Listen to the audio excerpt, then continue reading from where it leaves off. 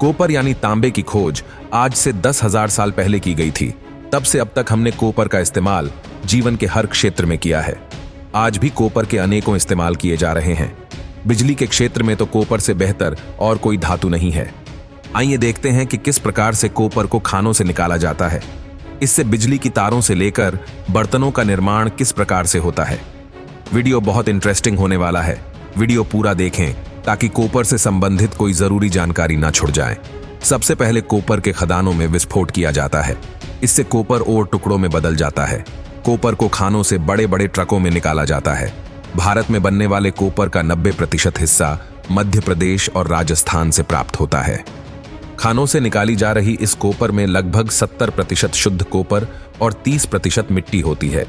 खदान से निकाले गए इस कॉपर ओर को अलग अलग क्रशर में डालकर पीसा जाता है, जिससे आखिरकार कॉपर पाउडर के रूप में बदल जाता है। इस दौरान प्लांट में होने वाले सभी कामों को कंट्रोल रूम से नियंत्रित किया जाता है। अगले स्टेप में कॉपर ओर को पानी और तेल के साथ मिलाकर फ्लोटेशन प्रक्रिया की जाती है।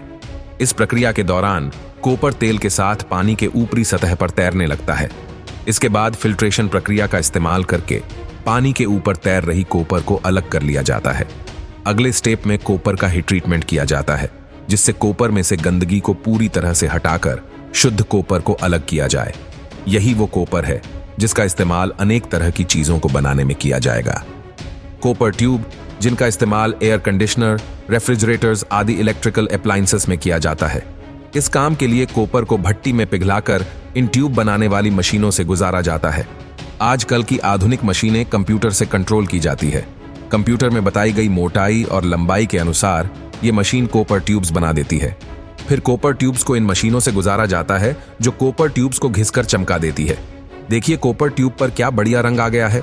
इन तैयार की गई कॉपर ट्यूब्स को लंबी लंबी छड़ों या रिंग शेप में पैक कर लिया जाता है। फिर इसे होलसेल मार्केट में बेचने के लिए भेज दिया जाता है। आइए देखते हैं फैक्ट्री में किस प्रकार से तैयार की जाती है बिजली की कॉपर वायर्स। कॉपर की तार के ऊपर पीवीसी प्लास्टिक की कोटिंग होती है। इसके लिए सबसे पहले पीवीसी ग्रैन्यूल्स यानी पीवीसी के दानों को तैयार किया जाता है। इस काम के लिए कच्चे पीवीसी और कुछ दूसरे केमिकल्स को मिलाकर ग्राइंड मशीन में 110 डिग्री सेल्सियस तापमान पर मिक्स जाता है।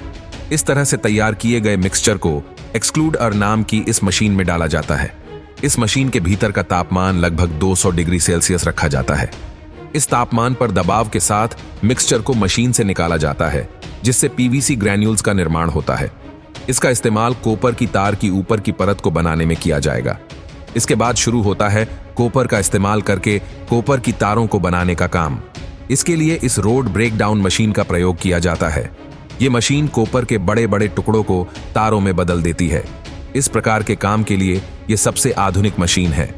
इसके बाद इस मशीन का इस्तेमाल करके कॉपर की तार को 0.3 मिलीमीटर तक पतला किया जाता है। फिर कॉपर की इन पतली तारों को मशीन में डालकर ही ट्रीटमेंट दिया जाता है। इस ही ट्रीटमेंट की गर्मी के कारण कॉपर की ये पतली तारें बहुत मजबूत हो जाती है। अगले स्टेप में इन गर्म तारों को पानी में डालकर ठंडा किया जाता है। इन पतली तारों को मिलाकर बिजली की कॉपर वायर्स को बनाया जाता है। जरूरत के अनुसार तारों को पंच करके बिजली के वायर को तैयार किया जाता है।